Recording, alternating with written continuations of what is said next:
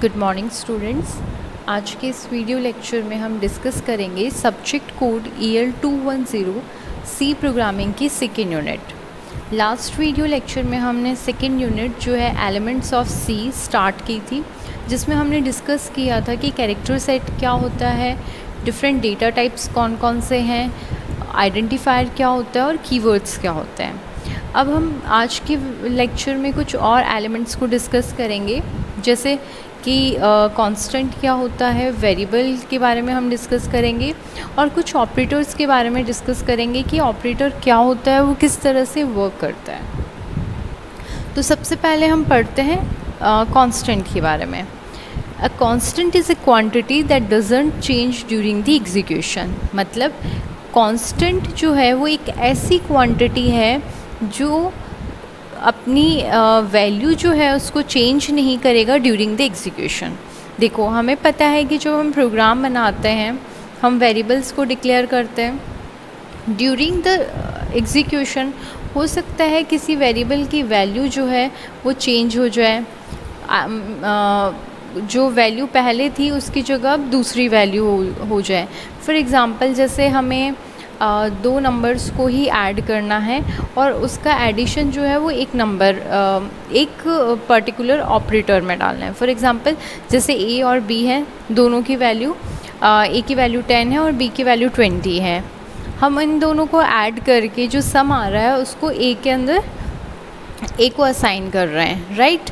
तो यहाँ पे ए की जो वैल्यू है वो पहले क्या थी, 10 थी, लेकिन एडिशन के बाद इसकी वैल्यू हो गई 30। मतलब इसकी वैल्यू क्या हो रही है, चेंज हो रही है। लेकिन कांस्टेंट जो है वो ऐसी क्वांटिटी होगी जो एग्जीक्यूशन के ड्यूरिंग चेंज नहीं हो सकती। मतलब अगर हमने ए को कांस्टेंट डिफाइन कर दिया तो हम उसकी वैल्यू को चेंज नहीं कर सकते, ठीक है। तो थ्रू आउट द प्रोग्राम जो है वो कांस्टेंट की वैल्यू हमेशा सेम रहेगी, और जब हम इसको डिफ़ाइन करते हैं उसी टाइम हम उसको किसी वैल्यू से इनिशियलाइज़ भी करते हैं, और थ्रू आउट द प्रोग्राम जिस वैल्यू से हमने इनिशियलाइज़ किया है वही वैल्यू रहती है। These fixed values are also called literals. इन फिक्स्ड वैल्यूज़ को हम लिटरल्स भी कहते हैं।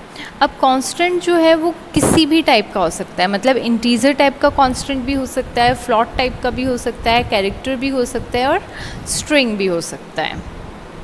अब वेरिएबल क्या है? वेरिएबल बेसिकली एक सिंबॉलिक नेम है जिसको हम किसी डेटा आइटम को स्टोर करने के लिए यूज़ करते हैं, ठीक है। मतलब किसी न्यूमरिक क्वांटिटी को या किसी कैरेक्टर कांस्टेंट को या किसी कैरेक्टर को हम स्टोर करवाने के लिए हम क्या करते हैं, बेसिकली एक सिंबॉलिक नेम देते हैं, ठीक है। वेरिएबल जो होता है उसकी वैल्यू को हम during the execution of program change कर सकते हैं। मतलब कि प्रोग्राम के दौरान अगर कोई वैल्यू जो है कोई डेटा आइटम जो है वो वेरिएबल टाइप का है या कोई आइडेंटिफाई वेरिएबल है तो उसकी वैल्यू को हम चेंज कर सकते हैं। कोई भी सेम वेरिएबल जो है वो डिफरेंट पोर्शन जो है प्रोग्राम का उसके लिए डिफरेंट वैल्यूज़ को स्टोर कर सकता है। मतलब हमने एक वेरिएबल डिक्लेयर किया है, फॉर एग्ज़ाम्पल उसकी कुछ पर्टिकुलर पोर्शन में एक वैल्यू है, प्रोग्राम के ही कुछ पर्टिकुलर पोर्शन में उसकी डिफरेंट वैल्यू है, ठीक है। वेरिएबल जो नेम है वो लेटर्स का हो सकता है, डिजिट और अंडरस्कोर कैरेक्टर्स को हम ले सकते हैं, ठीक है। जैसा हमने एग्ज़ाम्पल्स के अंदर हम देखेंगे कि हम इंटीज़र टाइप के, अगर मान लो हमने देखा था कि किस तरह से डेटा टाइप्स को हम यूज़ करके किसी वेरिएबल को क्रिएट करते हैं, राइट। जैसे हम अगर इंट ए लिख रहे हैं तो इसका मतलब हम इंटीज़र टाइप का एक वेरिएबल क्रिएट कर रहे हैं, जिसको ना बेसिकली हम क्या कर रहे हैं, इंटीज़र टाइप का एक वेरिएबल डिक्लेयर कर रहे हैं और उस वेरिएबल को हमने ए नाम दिया है, ठीक है। अब उस ए के अंदर हम क्या कर रहे हैं, कोई भी वैल्यू जो है वो स्टोर करवा सकते हैं। अब वो जो ए है वो बेसिकली क्या है, वो किसी मेमोरी लोकेशन को आइडेंटिफाई कर रहा है, मतलब किसी मेमोरी लोकेशन को इंडिकेट कर रहा है। तो वेरिएबल एक सिंबॉलिक नेम है जो बेसिकली किसी डेटा आइटम को स्टोर करता है, ठीक है। अब इसका जो नाम है, जैसा कि हमने पहले जो लास्ट वीडियो लेक्चर था उसमें भी डिस्कस किया था कि कोई भी वेरिएबल है उसको हम जो भी नेम देंगे वो कीवर्ड नहीं हो सकता। दूसरा, उसके अंदर हम लेटर्स को इंक्लूड कर सकते हैं, डिजिट्स को इंक्लूड कर सकते हैं और अंडरस्कोर कैरेक्टर को इंक्लूड कर सकते हैं। अब हम वेरिएबल का डिक्लेरेशन देखेंगे। किसी भी प्रोग्राम के अंदर अगर हम किसी वेरिएबल को यूज़ करना चाहते हैं तो उससे पहले हमें उसको डिफ़ाइन करना होगा, ठीक है। अब वेरिएबल को डिक्लेयर करने का सिंटेक्स क्या है? सबसे पहले तो हम डेटा टाइप लिखेंगे, उसके बाद में वेरिएबल का नाम लिखेंगे। अगर हमें सेम डेटा टाइप के 2 या 3 वेरिएबल्स क्रिएट करने हैं तो हम उनको सेपरेट करेंगे कॉमा से, और एट द एंड हम स्टेटमेंट जो हमारा टर्मिनेटर होता है सेमीकोलन वो लगाएंगे, ठीक है। अब हम कुछ वैलिड डिक्लेरेशन देखते हैं, जैसे हमने यहाँ पे लिखा है इंट n1, ठीक है। इसका मतलब क्या है? देखो, सबसे पहले तो डेटा टाइप हमने बताई। ये डेटा टाइप क्या बताएगा कि किस टाइप की वैल्यू जो है ये पर्टिकुलर वेरिएबल स्टोर करेगा। अब इस वेरिएबल का नाम क्या है? n1, ठीक है। मतलब मेमोरी के अंदर एक स्पेस जो है वो ऑक्यूपाई हो जाएगा और उस स्पेस को हम आइडेंटिफाई करेंगे n1 नेम से, ठीक है।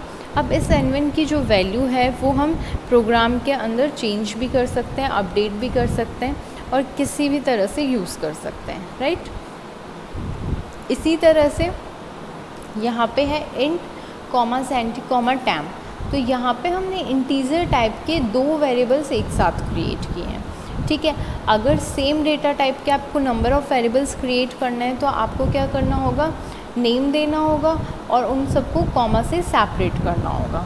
इसी तरह से हमने यहाँ पे फ्लोट टाइप का एक वेरिएबल दिया है जिसका नाम रेडियस है, और यहाँ पे कैर टाइप का एक वेरिएबल दिया है जिसका नाम जेंडर है, ठीक है।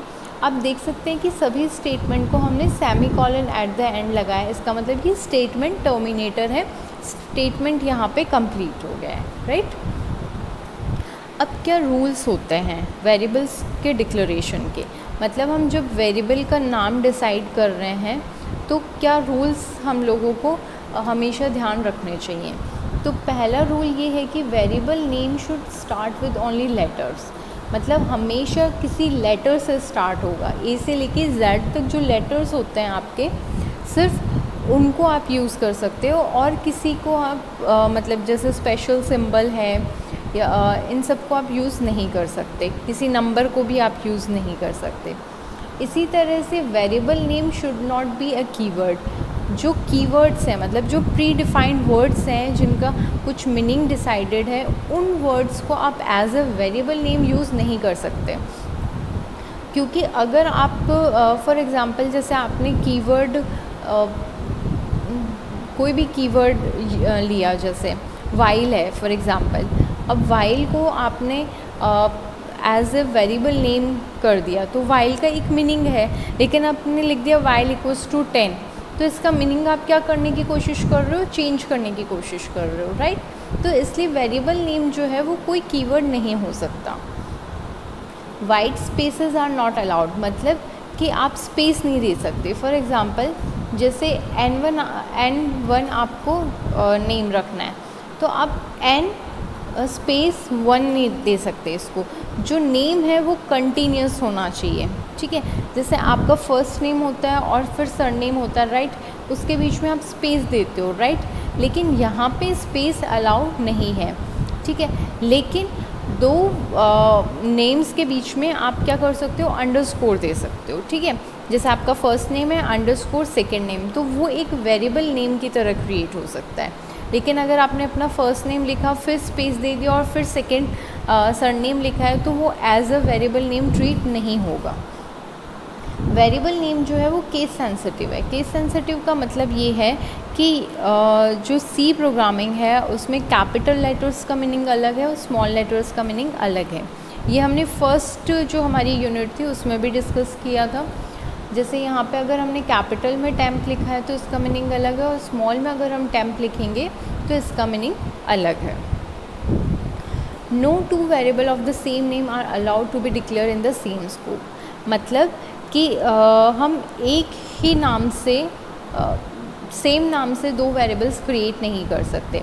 जैसे हमने लिखा int n1 इक्वल्स टू 10 और वापस से हम लिख रहे हैं int n1 इक्वल्स टू 5, तो ये पॉसिबल नहीं है, क्योंकि सेम वेरिएबल के आप सेम वेरिएबल नेम से आप दो डिफरेंट वेरिएबल्स क्रिएट करो, ये पॉसिबल नहीं है सेम स्कोप के अंदर। नेक्स्ट हम डिस्कस करेंगे ऑपरेटर्स कि ऑपरेटर क्या होता है। Operator is a special character or combination of characters that operates on variable.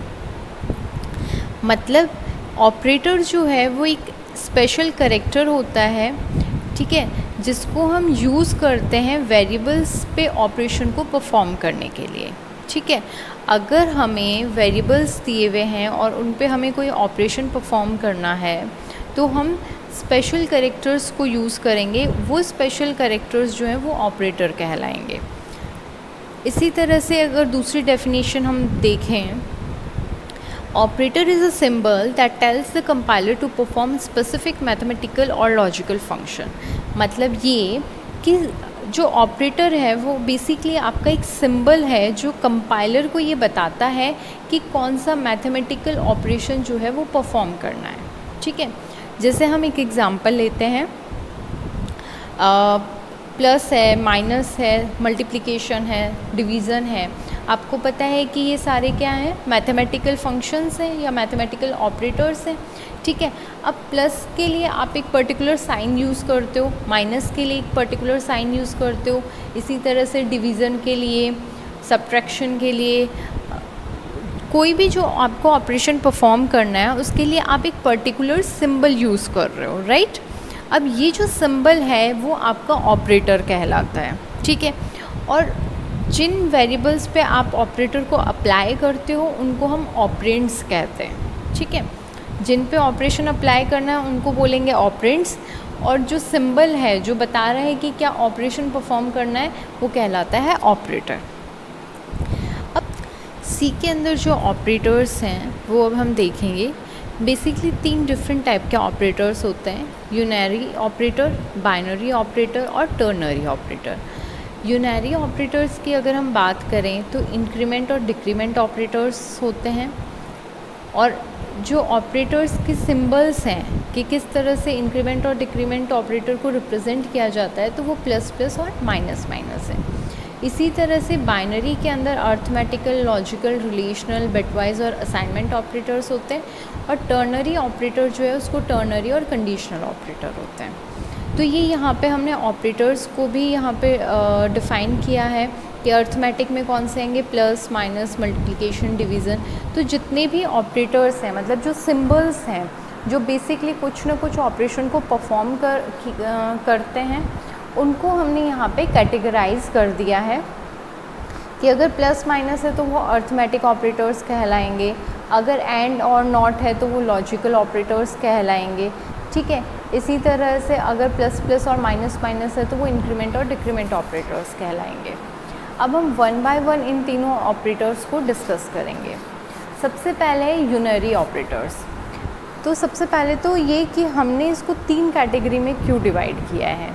Basically जो ये ऑपरेटर का नेम है ये इंडिकेट कर रहा है कि आप जो ऑपरेशन परफॉर्म करोगे वो कितने ऑपरेंड्स पे करोगे। जैसा कि मैंने अभी आपको बताया कि जिस सिंबल को आप यूज़ करते हो वो कहलाता है ऑपरेटर, और उस ऑपरेटर को जिस वेरिएबल पे आप अप्लाई करते हो वो कहलाते हैं आपके ऑपरेंड्स, राइट। तो ऐसे ऑपरेटर्स जिनमें हमें सिर्फ एक ऑपरेंड्स की रिक्वायरमेंट है, एक ऑपरेंड चाहिए या फिर सिंगल वेरिएबल पे ऑपरेशन परफॉर्म होगा, वो ऑपरेटर्स हमारे यूनरी ऑपरेटर्स कहलाएंगे, ठीक है। मतलब वो एज ए इनपुट सिर्फ एक ऑपरेंड को ही यूज़ करेंगे। अब जैसे यहाँ पे है इंक्रीमेंट ऑपरेटर। ये जो ऑपरेटर है ये बेसिकली क्या करता है, ऑपरेंड के अंदर एक ऐड करता है, मतलब 1 जो है, नंबर 1 वो ऐड करता है ऑपरेंड के अंदर। जैसे फॉर एग्जांपल हमने लिखा इंट, हमने एक इंटीजर टाइप का वेरिएबल डिक्लेयर किया और उस वेरिएबल का नाम क्या है, नम है, और उसकी वैल्यू है 10, राइट। यहाँ पे हमने नम प्लस प्लस किया है, ठीक है। तो ये क्या कर रहे हैं हम, ये जो नम है ये क्या है, वेरिएबल है, या फिर हम बोल सकते हैं ऑपरेंड है जिस पे हम ऑपरेटर अप्लाई करेंगे प्लस प्लस। अब यहाँ पे देखो ये जो प्लस प्लस है इसने एज ए इनपुट सिर्फ एक ऑपरेंड लिया है, ठीक है। तो नम प्लस प्लस मतलब यूनरी ऑपरेटर, क्योंकि एक ही ऑपरेटर को जो ऑपरेटर है वो सिर्फ एक ही ऑपरेंड को यूज़ कर रहा है। अब बेसिकली ये क्या करता है, ऐड करता है 1 ऑपरेंड के अंदर। अब नम की वैल्यू कितनी है 10, तो 10 के अंदर 1 जो है वो ऐड हो जाएगा, ठीक है। तो नम प्लस प्लस है, इसको अगर हम थोड़ा सा इलाबरेट करके लिखें तो इसकी बेसिकली वैल्यू क्या होगी, नम इक्वल्स टू नम प्लस 1। तो अब नम की वैल्यू क्या हो गई 10 + 1 दैट इज़ 11। तो इसका जो आउटपुट है वो हमारा 11 आएगा। अब जो इंक्रीमेंट ऑपरेटर्स हैं वो बेसिकली 2 तरह के हैं, पोस्ट इंक्रीमेंट और प्री इंक्रीमेंट। 1 बाय 1 हम दोनों को डिस्कस करेंगे कि पोस्ट इंक्रीमेंट का मतलब क्या होता है और प्री इंक्रीमेंट का मतलब क्या होता है। देखो यूनरी ऑपरेटर है, अब इस ऑपरेटर को जब हम ऑपरेंड के बाद में यूज़ करते हैं तब तो ये होता है पोस्ट इंक्रीमेंट। अगर हम इस ऑपरेंड से पहले इस ऑपरेटर को यूज़ करते हैं तो वो कहलाता है प्री। मतलब जैसे आपने यहाँ पे लिखा a++, ऑपरेंड क्या है a है, a के बाद में आपने ऑपरेटर लगाया है, ऑपरेंड के बाद में आपने लगाया है तो ये कहलाएगा पोस्ट। अब ये इंक्रीमेंट होगा क्योंकि यहाँ पे प्लस प्लस लिखा हुआ है। इसी तरह से अगर हम ++a लिखते हैं मतलब ऑपरेंड से पहले ऑपरेटर को लगाते तो वो आपका कहलाता प्री इंक्रीमेंट। अब दोनों में डिफरेंस क्या है वो ज़्यादा ज़रूरी है क्योंकि दोनों का जो मीनिंग है वो डिफरेंट है। पोस्ट इंक्रीमेंट जो है इसमें हम एग्जांपल्स के थ्रू देखेंगे पोस्ट इंक्रीमेंट और प्री इंक्रीमेंट का डिफरेंस। जैसे आपने यहाँ पे एक वेरिएबल डिक्लेयर किया है a जो इंटीजर टाइप का है और उसकी वैल्यू है 10, ठीक है। अब आप प्रिंट कर रहे हो a की वैल्यू को और a इक्वल्स टू आप क्या प्रिंट कर रहे हो a++। देखो आपको पता है कि प्रिंटफ फंक्शन के अंदर जो इन्वर्टेड कॉमास होते हैं उसके अंदर जो भी लिखा होता है वो आ जाता है हमारा एज इट इज़ स्क्रीन पे आउटपुट शो होता है।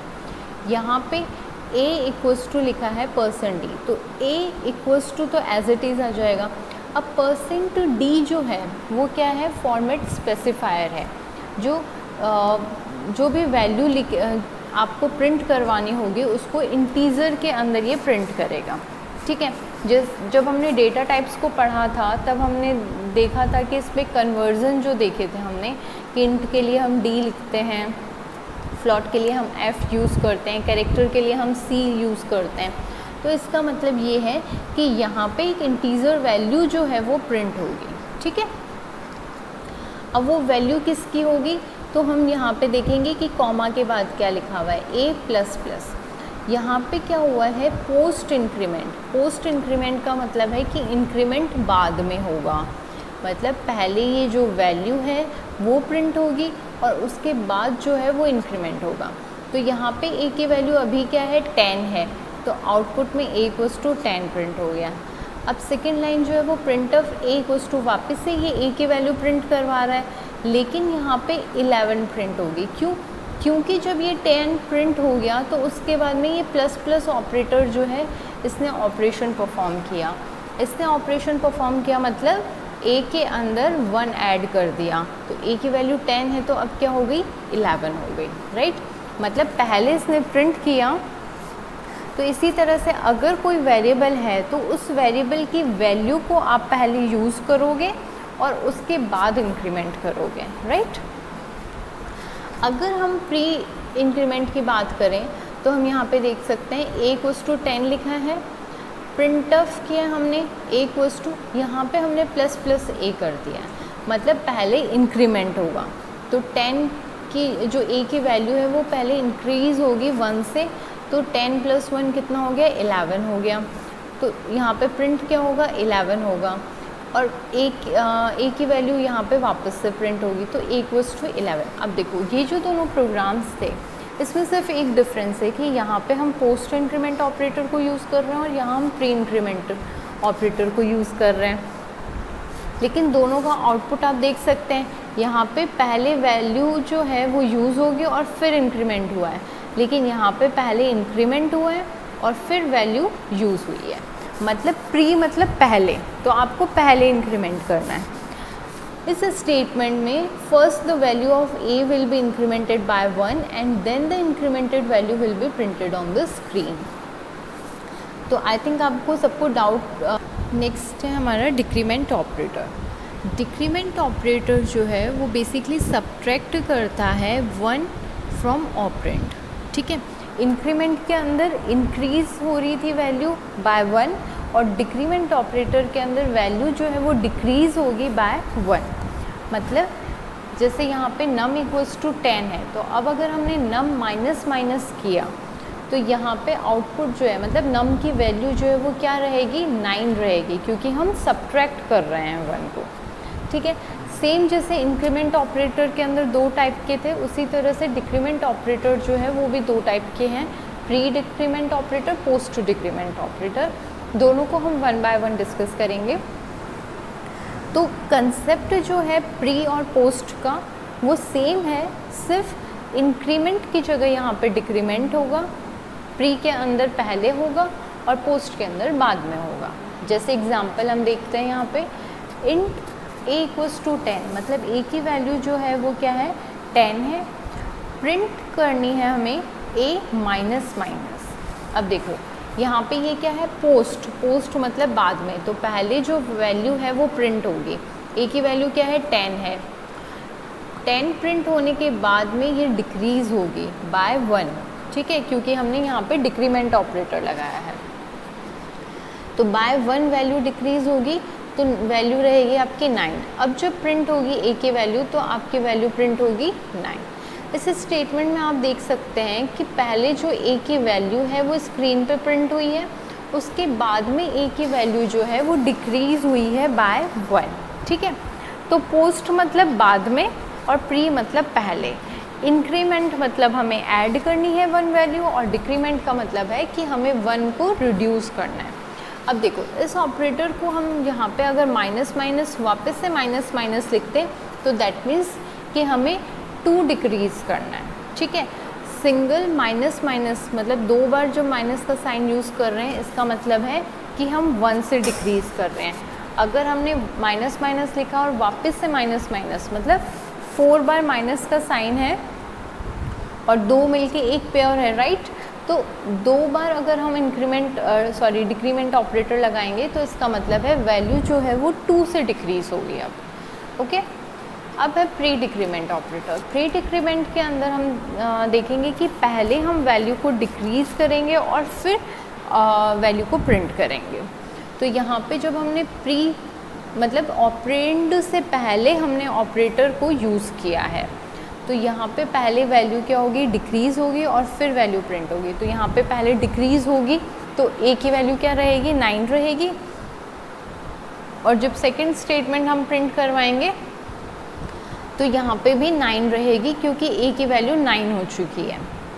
इस स्टेटमेंट में सबसे पहले ए की वैल्यू जो है वो 1 से डिक्रीज़ होगी और उसके बाद डिक्रीमेंट वैल्यू जो है वो प्रिंट होगी।